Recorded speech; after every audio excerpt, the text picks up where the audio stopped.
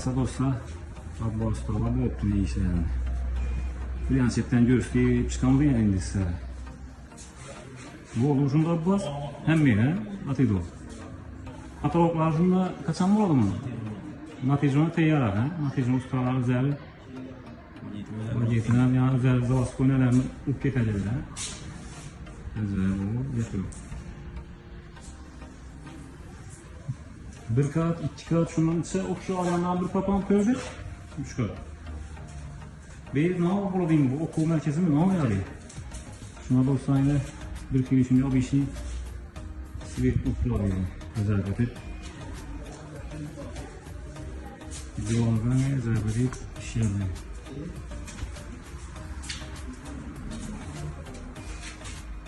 O böyle uçarken hem var acaba büyük. Atasının tonu pis olsun insanın nasıl? Gulakçıysa olsun zaman. Gulakçıysa hocam ya dostlar. Yapıyor böyle güzel. Bir mahvoltla bayını karıştırıyor. Yapıyor zor. Yani töre katı ya bu ikinci kanası. Verindi bir hızlıyet olanın sebebi okul merkezi erken dostlar şuna. Şu öğneyesin kalan sıvıyetler yani.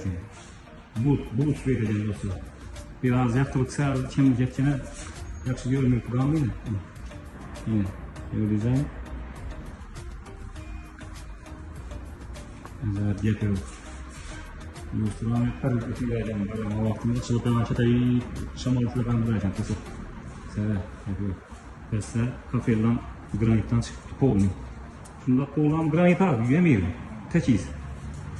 Seve yapıyor.